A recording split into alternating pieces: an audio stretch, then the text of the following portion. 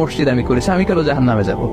আল্লাহ বলবে, না, তুমি দান করেছিলে এই জন্য যে লোকজন তোমার দানশীল বলবে, দানবীর বলবে, আদম তাই বলবে, ওটা তো তোমাকে বলা হয়েছে, জাহান্নামে যাও, আমার কাছে কি চাও? Go to the hell fire.